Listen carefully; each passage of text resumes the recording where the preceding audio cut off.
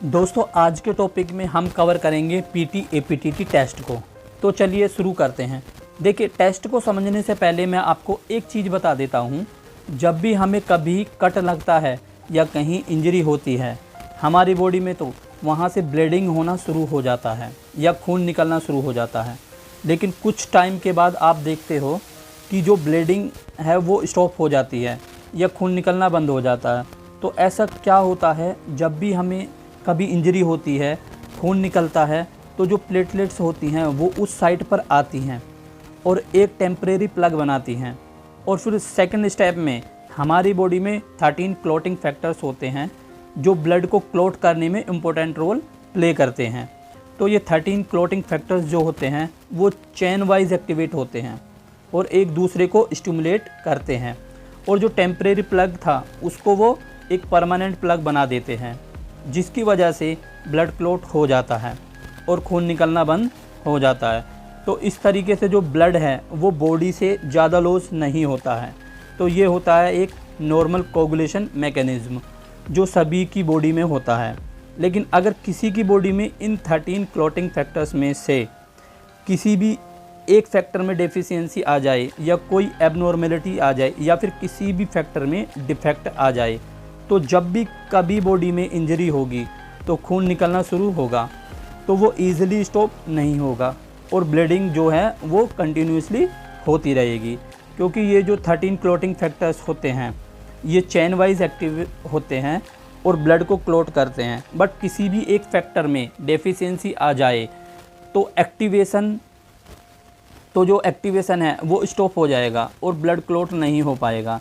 तो यही चेक करने के लिए 13 क्लॉटिंग फैक्टर्स में से किसी फैक्टर में डेफिशिएंसी तो नहीं है या कोई एबनॉर्मेलिटीज़ तो नहीं है या कोई डिफेक्ट तो नहीं है, यही चीज़ चेक करने के लिए हम पीटी एपीटीटी टेस्ट को करते हैं। सबसे पहले दोस्तों हम पीटी टेस्ट को कवर करेंगे। पीटी टेस्ट जिसको प्रोथ्रोम्बिन टेस्ट भी बोला जाता है। प्रोथ्रोम्बिन एक प्रोटीन है और ये एक सेकंड क्लॉटिंग फैक्टर है जो लीवर से प्रोड्यूस होता है।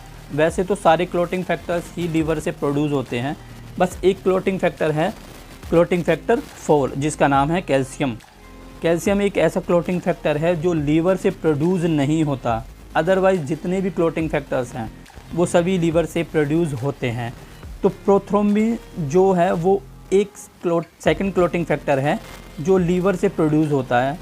पीटी टेस्ट जिसको हम प्रोथ्रोम्बिन टाइम टेस्ट भी कहते हैं, उसको हम किन किन कंडीशंस में करते हैं। सबसे पहली चीज़ कि जो प्रोथ्रोम्बिन टाइम टेस्ट होता है वो एक्सट्रिंसिक पाथवे को मेज़र करता है। हमारी बॉडी में जो कोगुलेशन का मैकेनिज़्म होता है वो 2 पाथवेज से मिलकर कंप्लीट होता है। एक होता है इंट्रिंसिक पाथवे और एक होता है एक्सट्रिंसिक पाथवे।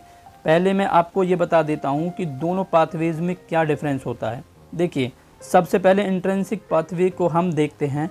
देखिए, इंजरी के दौरान क्या होता है, जो ब्लड वेसल्स की इनर लेयर होती है जो कोलेजन की बनी होती है, जिसे रेटिकुलम लेयर बोलते हैं, जब वो डैमेज होती है लेयर तो कोलेजन है वो एक्सपोज हो जाता है।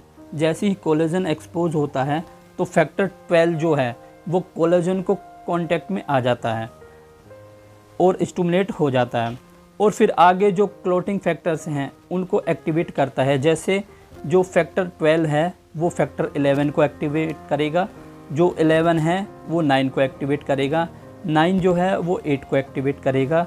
तो इस तरीके से जो है इंट्रिंसिक पाथवे वो कंप्लीट होगा। तो हम इस पाथवे को इंट्रिंसिक पाथवे क्यों बोलते हैं ये भी हम बता देते हैं। क्योंकि ब्लड वेसल्स की जो अंदर की लेयर है वो जब डैमेज होती है तो कोलेजन एक्सपोज होता है और फैक्टर 12 उस कोलेजन के कांटेक्ट में आके स्टिमुलेट होता है, और फिर जो आगे के अदर फैक्टर्स हैं वो एक्टिवेट होते जाते हैं। तो ये था इंट्रिंसिक मैकेनिज़्म। जो सेकंड है वो है एक्सट्रिंसिक मैकेनिज़्म। देखिए, एक्सट्रिंसिक मैकेनिज़्म में क्या होता है, जब भी हमें कभी इंजरी होती है तो सिर्फ कभी भी ब्लड वेसल्स में डैमेज नहीं होता, उसके आसपास जो टिश्यूज़ होते हैं वो भी डैमेज होते हैं, वो भी इंजर्ड होते हैं। तो जब टिश्यूज़ डैमेज होंगे तो उनसे एक फैक्टर रिलीज़ होगा, टिश्यू फैक्टर, जिसको हम टिश्यू थ्रोम्बोप्लास्टिन भी बोलते हैं। जैसे ही टिश्यू थ्रोम्बोप्लास्टिन रिलीज़ होगा तो वो फिर आगे फैक्टर 7 को एक्टिवेट करेगा और फिर ये जो प्रोसेस है वो आगे प्रोसेस होती जाएगी। तो अभी भी कभी वेस्कुलर इंजरी होती है तो साथ में टिश्यू इंजरी भी होती है, क्योंकि ब्लड वेसल्स के ऊपर टिश्यूज़ हैं वो भी डैमेज होते हैं। तो जब वो डैमेज होते हैं तो टिश्यू फैक्टर निकलता है। तो जब ये टिश्यू फैक्टर रिलीज़ होता है तो एक्सट्रिंसिक मैकेनिज़्म शुरू हो जाता है। क्योंकि टिश्यू जो है वो बाहर की चीज़ है, इसलिए हमने इसको एक्सट्रिंसिक मैकेनिज़्म बोला है।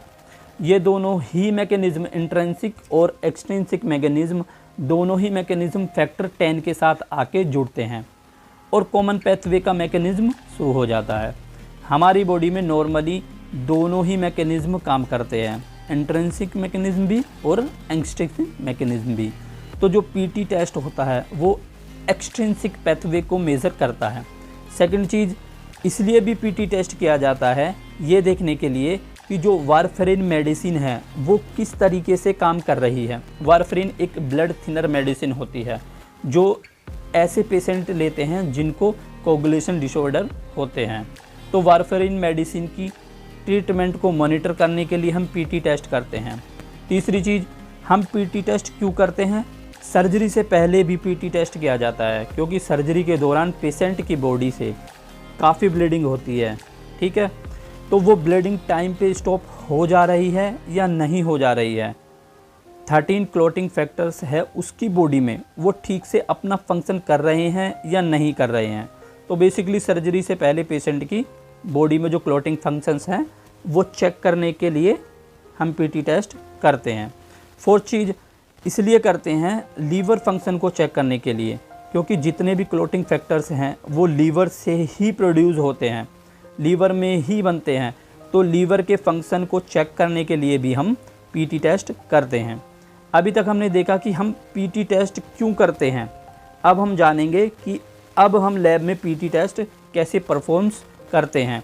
इसके लिए हम एक ट्यूब में सिट्रेट प्लाज्मा के सैंपल को और पीटी के रिएजेंट को मिक्स करना है।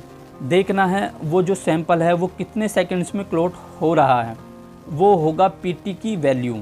पीटी टेस्ट के लिए हमें प्लाज्मा सैंपल की ज़रूरत होती है, क्योंकि जितने भी क्लॉटिंग फैक्टर्स होते हैं वो प्लाज्मा में ही प्रेजेंट होते हैं, इसलिए हम प्लाज्मा सैंपल का ही यूज़ करते हैं।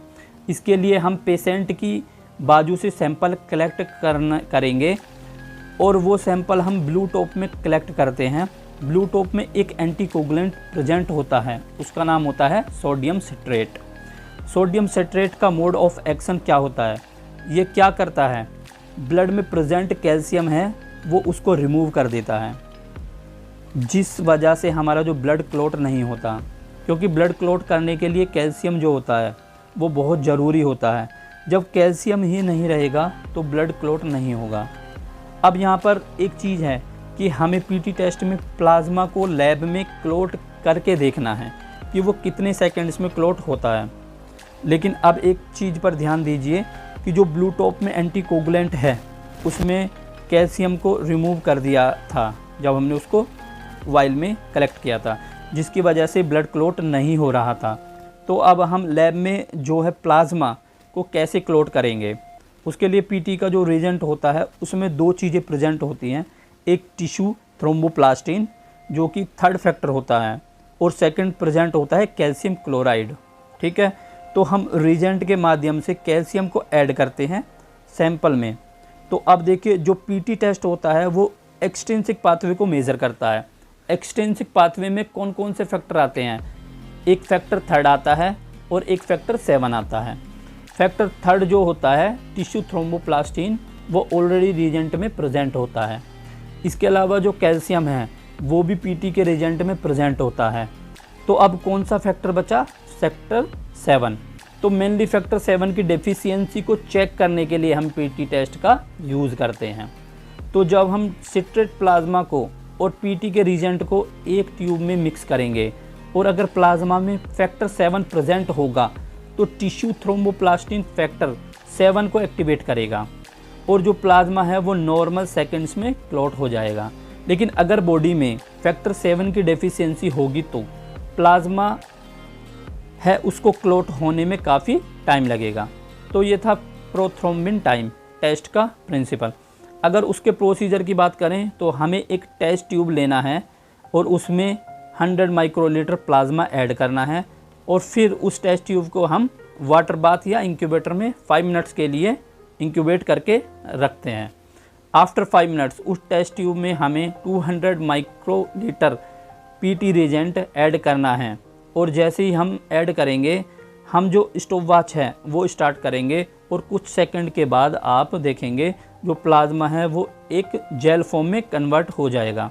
जैसे ही प्लाज्मा जेल फॉर्म में कन्वर्ट होगा यानी कि क्लोट होगा, वैसे ही स्टॉपवॉच स्टॉप कर देना है और कितने सेकंड्स में प्लाज्मा क्लोट हुआ था वो होगी प्रोथ्रोम्बिन की रेंज।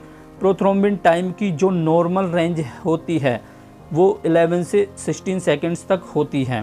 प्रोथ्रोम्बिन टाइम के साथ साथ एक और चीज़ ऐड करते हैं, INR international normalised ratio. International normalised ratio PTINR भी एक तरीके का कैलकुलेशन होता है जो PT टेस्ट रिजल्ट पे बेस्ड रहता है। INR निकालने का भी एक फॉर्मूला होता है। अगर हम पेशेंट की PT वैल्यू को PT के कंट्रोल से डिवाइड कर दें तो हमारा INR निकल जाएगा। INR की जो नॉर्मल रेंज होती है वो 0.8 से 1.2 होती है। जितनी पेशेंट की PT की वैल्यू बढ़ेगी उतनी INR भी बढ़ेगा। प्रोथ्रोम्बिन टाइम की मैंने आपको अभी नॉर्मल रेंज बताई थी कि 11 से 16 सेकंड्स होती है, बट अगर किसी की बॉडी में फैक्टर 7 की डेफिशिएंसी होती है तो PT की जो वैल्यू है वो हाई आएगी। तो वो कौन कौन से रीजन्स हैं जिनमें फैक्टर 7 की डेफिशिएंसी होती है? फर्स्ट है कॉन्जिनिटल, अगर किसी को बाई बर्थ जन्म से ही फैक्टर 7 की डेफिशिएंसी है तो PTINR भी हाई आएगा।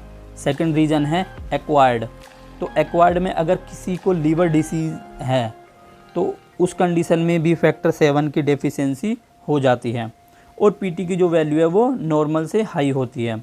सेकंड, अगर किसी को विटामिन की डेफिशिएंसी है तो भी PT जो है आपका प्रोलॉन्ग्ड हो जाएगा, क्योंकि कुछ फैक्टर्स ऐसे होते हैं जो विटामिन K पे डिपेंडेंट रहते हैं, जैसे क्लोटिंग फैक्टर्स 7, 10, 2, 9, ये सारे क्लोटिंग फैक्टर्स जो होते हैं वो विटामिन K पर डिपेंड होते हैं। अगर विटामिन K की कमी हो जाएगी तो इन क्लोटिंग फैक्टर्स की भी कमी हो जाएगी और PT जो है हमारा प्रोलॉन्ग्ड हो जाएगा। और थर्ड कंडीशन है वारफेरिन। वारफेरिन, अगर कोई पेशेंट वारफेरिन एंटीकोगुलेंट की ट्रीटमेंट ले रहा होता है तो उनमें भी जो PT का टाइम होता है वो प्रोलॉन्ग्ड रहता है। क्यों? क्योंकि जो वारफेरिन होता है वो विटामिन K के फंक्शन को इनहिबिट करता है और उसकी वजह से PT की वैल्यू है वो हाई रहती है। ओके, तो फ्रेंड्स आज के टॉपिक में हमने कवर किया था PT टेस्ट क्या होता है, क्यों करते हैं, इसका क्या प्रिंसिपल है, प्रोसीजर क्या है और PT प्रोलॉन्ग्ड होने के क्या क्या कॉजेज़ होते हैं। नेक्स्ट टॉपिक में हम कवर करेंगे APTT टेस्ट को। अगर आपको मेरी वीडियो पसंद आए तो प्लीज़ लाइक, शेयर और सब्सक्राइब जरूर करना मेरा चैनल टेक्निकल हेल्थ। और मैं आपका दोस्त जैसे कि लगन चौधरी, और आप अपने दोस्तों के साथ इस वीडियो को ज़्यादा से ज़्यादा शेयर करना। मिलते हैं अपनी नेक्स्ट वीडियो में। Thank you.